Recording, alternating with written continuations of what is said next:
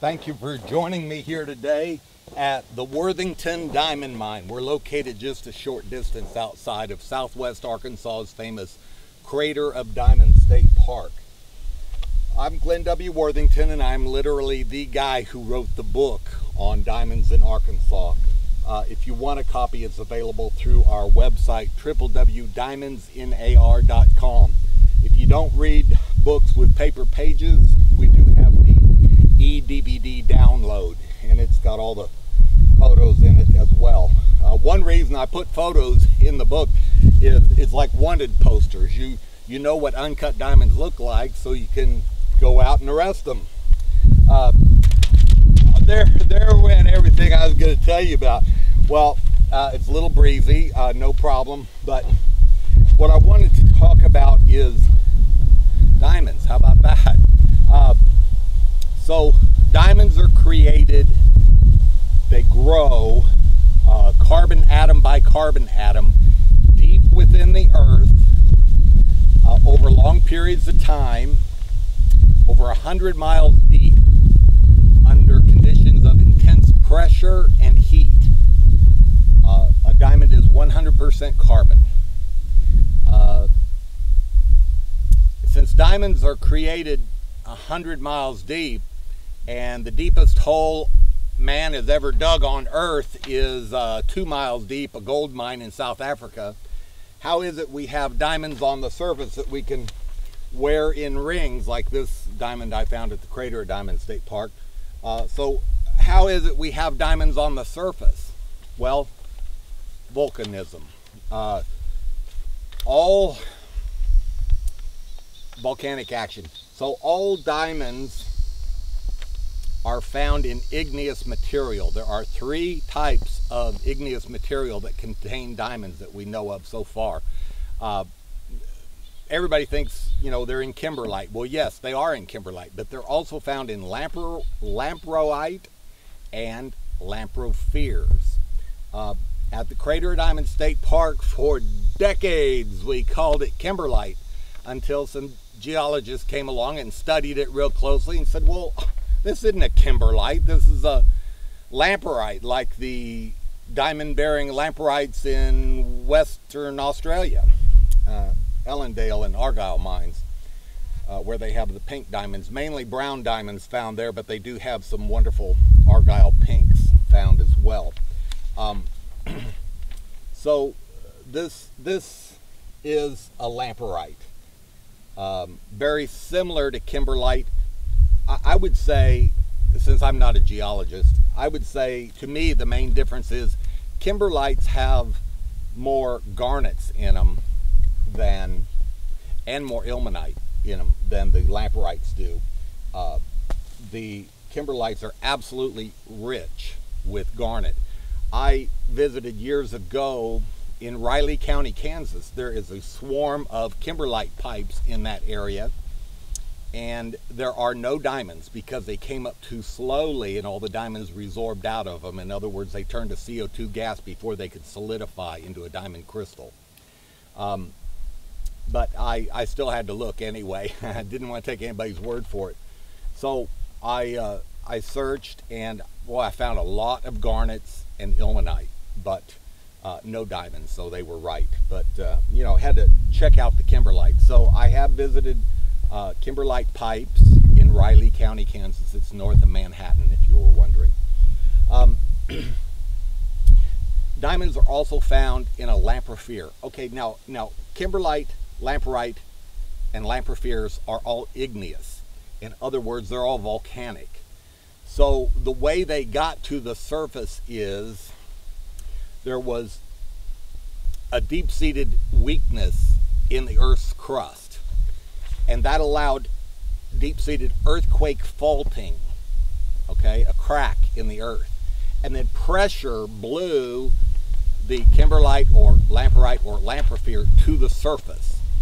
So they say that this lamparite in here at the Crater of Diamonds was intruded at the speed of Mach 2, twice the speed of sound. So kaboom, just from the speed of it moving, much less the sound of when all this hot molten, this was once liquid rock, when that molten rock hit a shallow sea at Mach 2, there was a huge steam explosion, and it must have been quite an event. But anyway, everything's calm and cool here right now. I wanted to sit at the Lamparite at the Worthington Diamond Mine while we discuss Lamparites and Lamprophyres. Now, if you think, oh hey, there's Lamprophyres in my area, don't get real excited about hunting diamonds there. Of all the Lamprophyres in the world, and there are a lot of them, only one is proven to be diamondiferous, and it only bore micro diamonds. Now, the people who own that mine decided not to mine it because all the diamonds were like 2 points and less, just tiny little microscopic diamonds. Really, they're missing a great opportunity if they would market it properly and advertise, and if they would create a market where fleas wanted to buy engagement rings, then they could sell all those diamonds that they mine. But until the fleas start buying diamonds for their fiance, there's no sense mining a Lamprophyre anywhere in the world. There are Lamprophyres here in Arkansas. We're in southwest Arkansas, right outside of Murfreesboro, right outside of the state park, Crater of Diamonds. There are Lamprophyres between Hot Springs and Little Rock. I know this because when they made the highway through there, you know, there were a lot of hills, so they would cut through, and when they cut through, they would cut through Lamprophyres. So you can see it in the rock wall in the side. There are Lamprophyres, so it's volcanic rock, but none of them have diamonds. So Kimberlites and Lamparites are good for diamonds. Well, which is the best? Well, Kimberlites are mined worldwide for their diamond content, and they do quite well at it, certain Kimberlites.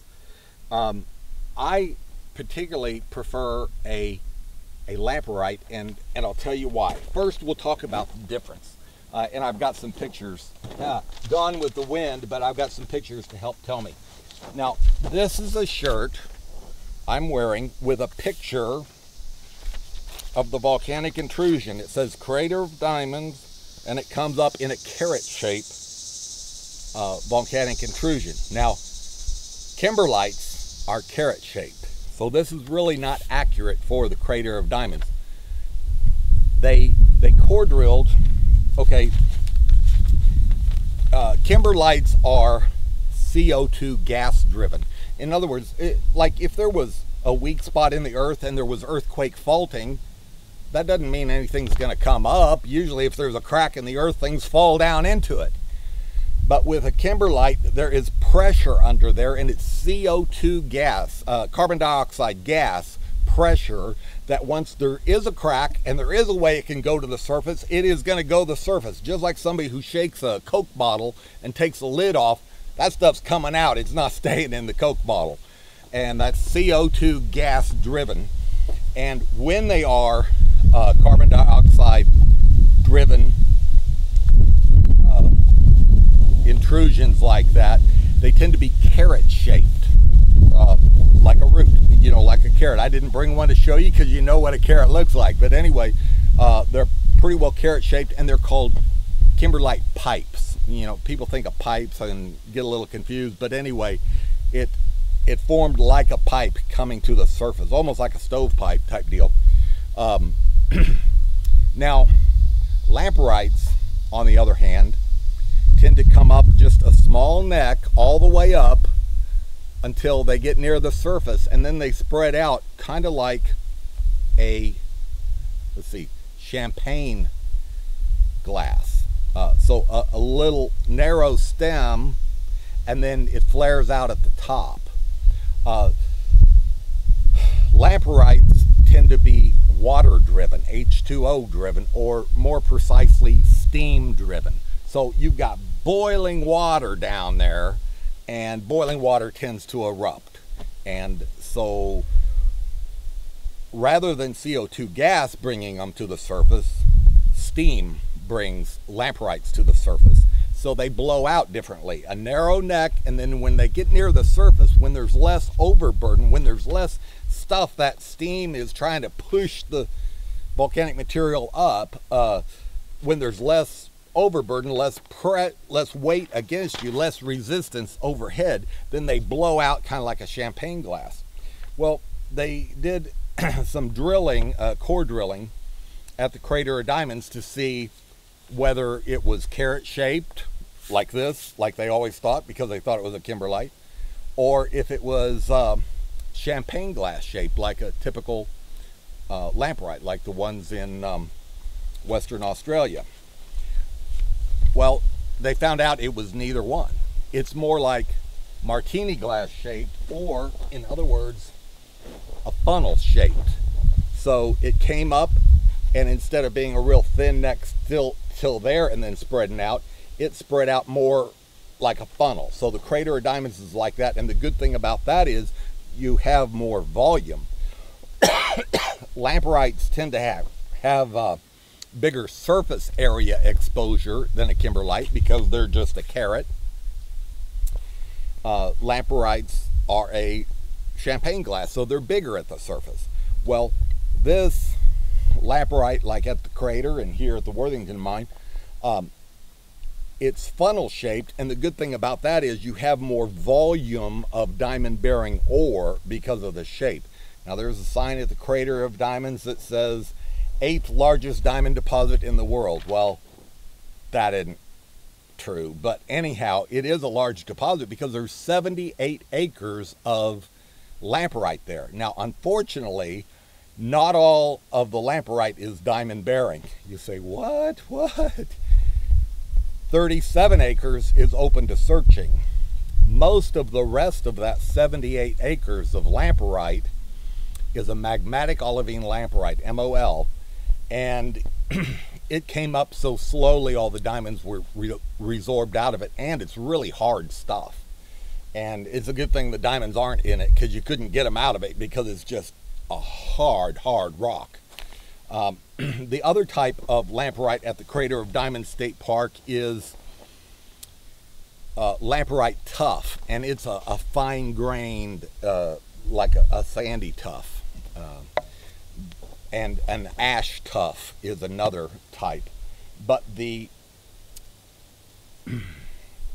more diamonds are found in the Lamparite Brescia at the Crater of Diamonds State Park. Now, Brescia is spelled B-R-C-C-I-A. You'd think it'd be pronounced Brescia, but it's Brescia. And what a Brescia is, it has angular clasts in it. In other words, some of the chunks in the lamparite are angular shaped. They're big chunks in there.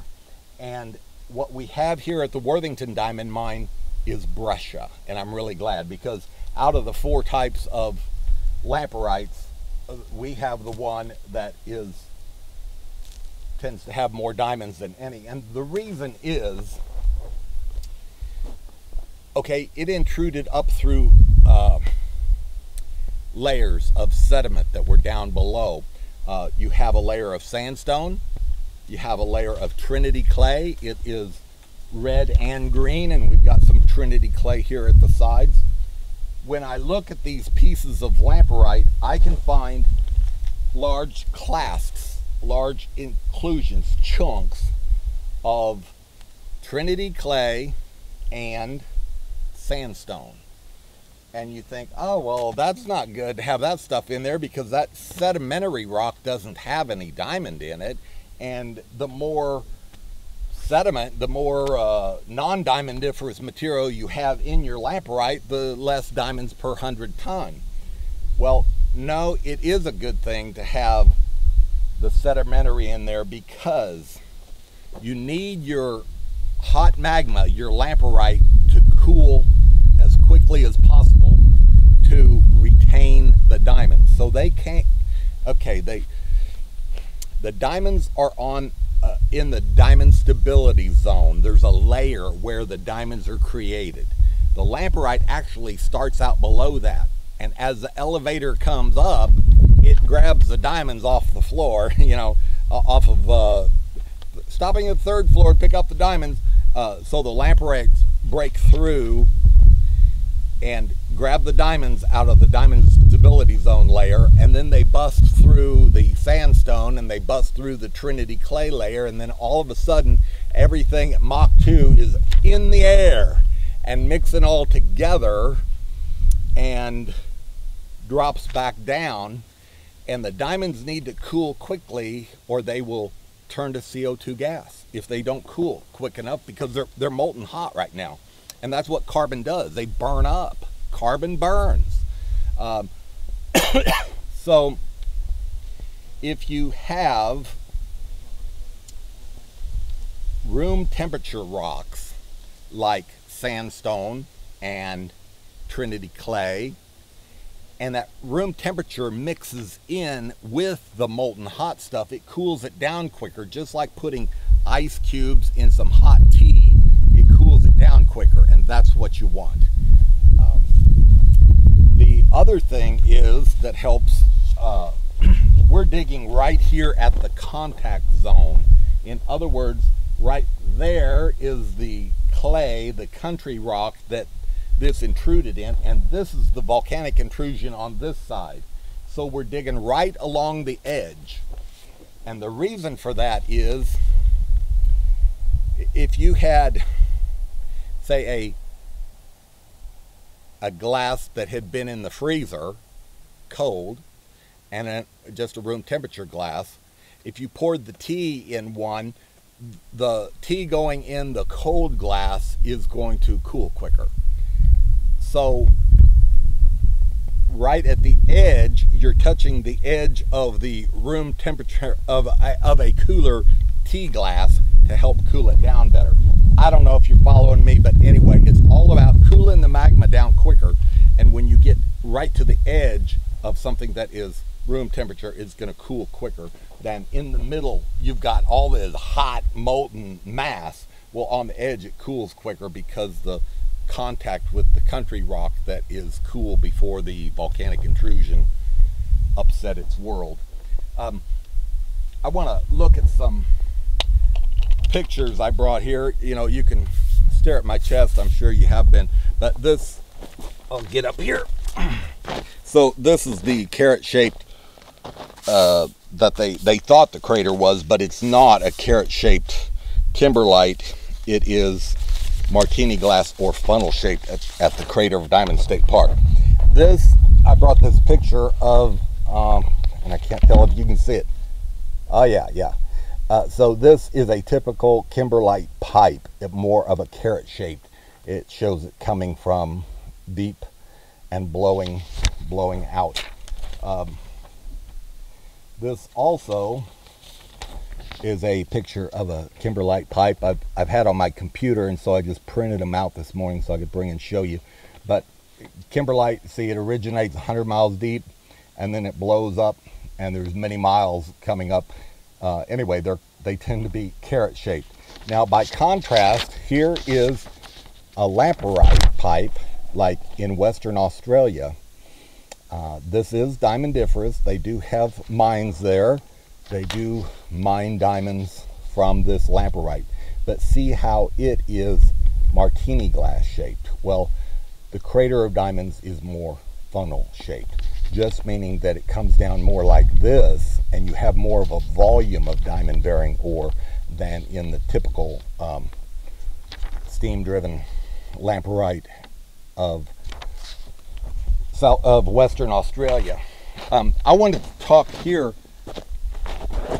since we're at the site, we can see the fracture lines in the side of this. In fact, I had a big chunk that dropped off of here. This came from there, but this angle is about 80 degrees. Straight up and down would be 90 degrees. Professor Dr. Kenny Beefus with Baylor University in Waco, Texas was here, and I was asking him about the fracture lines, and he said, well, they run parallel with the side of the pipe.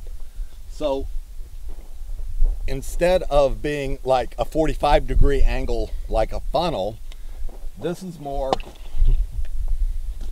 like this side of the funnel. Now, I don't know about way over there, the other side of it, it could be like that, but anyway, we've got a pretty steep side of the funnel there. And like I say, the advantage of that is we have a lot of ore here. Because if here at the edge, if we started going steeply at a 45-degree angle, we would have less volume of ore that we could mine. So anyway, we got lots of ore here. It is a breccia, it is diamond bearing. And if you look over my shoulder, you'll see our property line with the neighbors. And you think, why on earth did you dig so close to the neighbor's property? Well, it's because when Texas Star explored for diamonds back in like 92, 93, and 94, they did a ground magnetic survey of this area. Oh, the Worthington Diamond Pipe is only a portion of one of the 7 known diamondiferous pipes that lie within 3 miles of the Crater of Diamond State Park. So we bought 10 acres. 1 acre of it, this northwest corner, is Lamparite. So the other 9 acres doesn't have diamonds on it. But this is going to be all I can mine the rest of my life. It takes a while to run it all. But I worked for Star Resources, which is a company that later was developed after Texas Star. When I worked in diamond exploration for 3 years with Star Resources, eventually they decided they were going to close up and lay everybody off. And they said, guys, go in last day, clean up the office, just get rid of stuff, you know. So one of the guys grabbed this book, does anybody want this? And threw it in the trash. And I went over there and said, whoa, wait a minute. This is all the geology reports and core drill information when they core drilled. Core drilling is drilling a tube of rock and pulling it out of the ground, and then the geologists study it, analyze it, and write down a description of what that rock is, whether it's a Mar epiclastic or a magmatic or a breccia. So they drilled right near our property line, and they also drilled one at an angle under this property. And we have good breccia all the way. It's good lamparite. In fact, it's the same lamparite as they dug some pits. That's the other bit of information that is so valuable about this. In this book is a map. Well, our business is Mid-America Prospecting, MAP, map as in treasure map. Well, here's the treasure map. I won't get this real close because this is highly proprietary company information, but anyhow,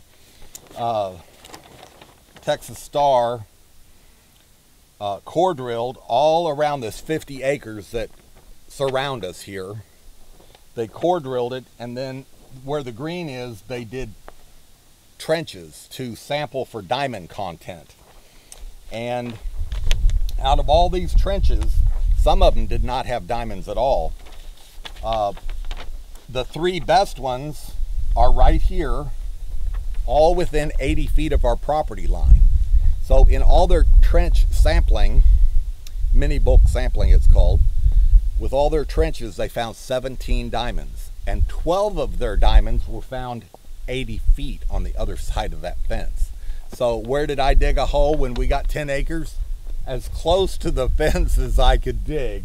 And sure enough, I hit lamparite, and it's the same lamparite that bears diamonds on the other side.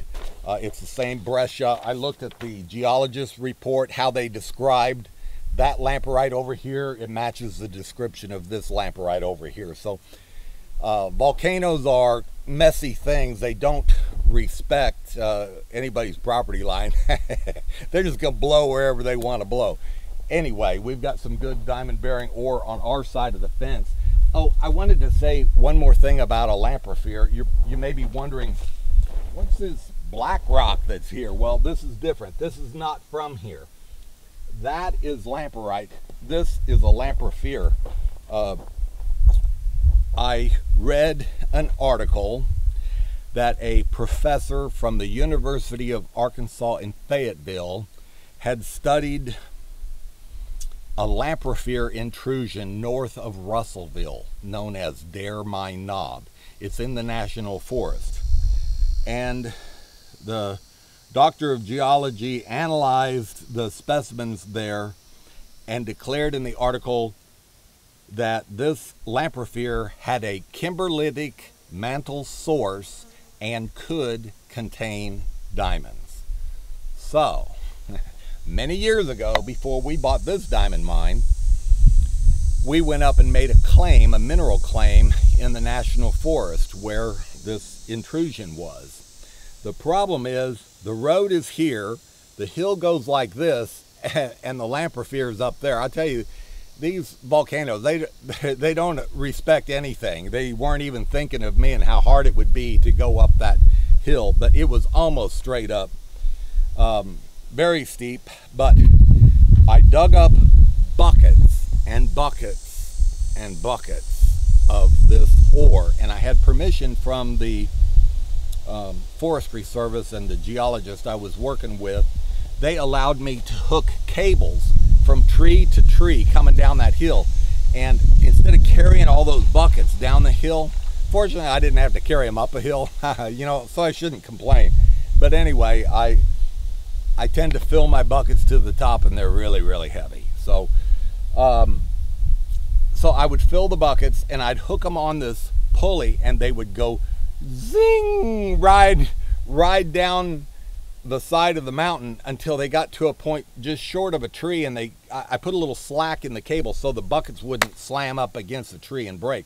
Anyway, the buckets went that far, and I went down there and I took the buckets off, and then I put them on another cable with a pulley, and they went down the next way, and then the next way, and then I got all the way to my truck, and I filled my pickup truck with buckets, as many buckets as it would hold, because it's north of Russellville, and I was processing it at our little place just outside of Murfreesboro here. Well, I washed through all of that stuff, and I did not find a diamond.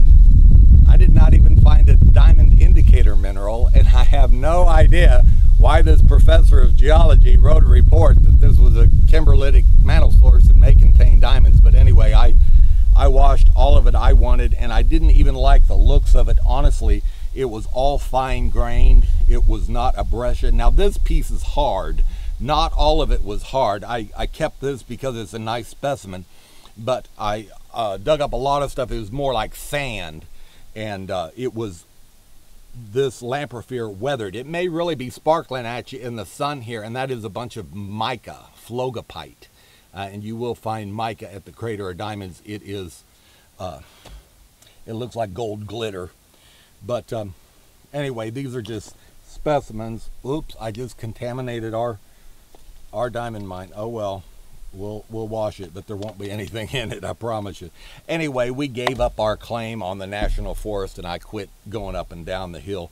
But I left the cables up for the next guy, and sure enough, somebody made a claim on that right after we let go of it. But anyway, that's their problem.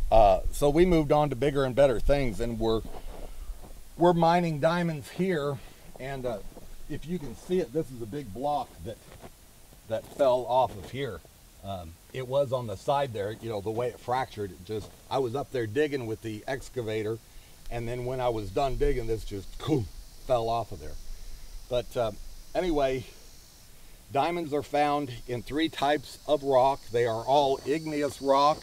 They are kimberlite, lamparite, and Lamprophyre. But so far, only Lamprophyres only have micro diamonds. So look for diamonds in kimberlites and lamparites. And when you find a lamparite, you don't want a mar epiclastic. That is a type that just came up real slow and cooled.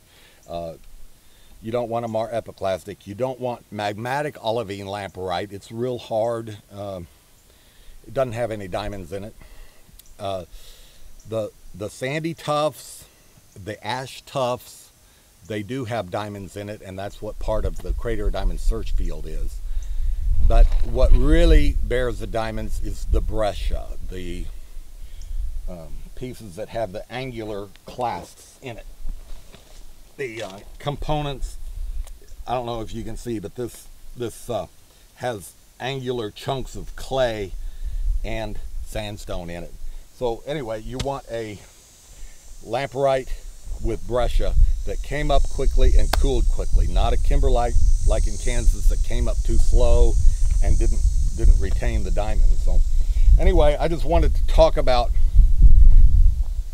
diamonds, Kimberlites, Lamparites, Lamprophyres, and diamond hunting. But thank you for bearing with me and listening to this, and hope you learned something. And I enjoyed teaching what I've learned. I'm not a geologist. Here's a disclaimer at the end after you gave all this time to listen to this. I've never had one class in geology. I'm self-taught. I just read and studied so that I could learn where best to dig for diamonds and how to find diamonds. But I did have 3 years experience in diamond exploration outside the state park, and there are 7 known diamond intrusions outside the state park. Speaking about this weakness, I will say one more thing.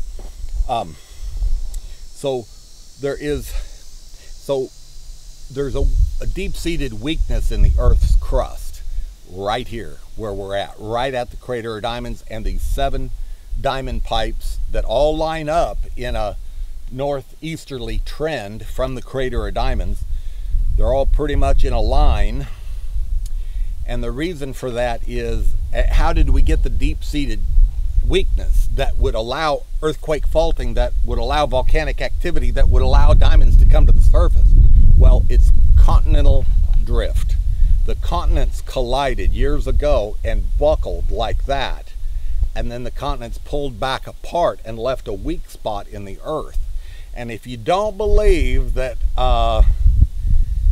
that the earth crust has buckled, just start at the crater of diamonds and go north on Highway 26 toward Glenwood, and you will see once flat-lying rocks. They're sedimentary rocks, and everything, water seeks out its own level, and water is going to be flat. Well, sedimentary rocks are going to seek out their own level, and they are going to be flat until you have something collide, and those rocks are tipped up like that. So the once flat-lying sedimentary rocks are now almost 90 degrees straight up in the air. Another place you can see this too is if you start at Murfreesboro, say at Talinga's Mexican restaurant, you go and head up towards Narrows Dam, Lake Greason, and halfway up there you will see these once flat-lying rocks are now like that, and they must be 80 or 100 feet high. So the continents drifted, collided, buckled, and backed off, and just a few miles south of where they buckled, we have this deep-seated weakness in the earth that allowed earthquake faulting and volcanic activity that brought the diamonds to the surface. Now, this weak spot from continents colliding is not just here for a 3-mile spot in southwest Arkansas. It actually continues on up to Magnet Cove, is a huge volcanic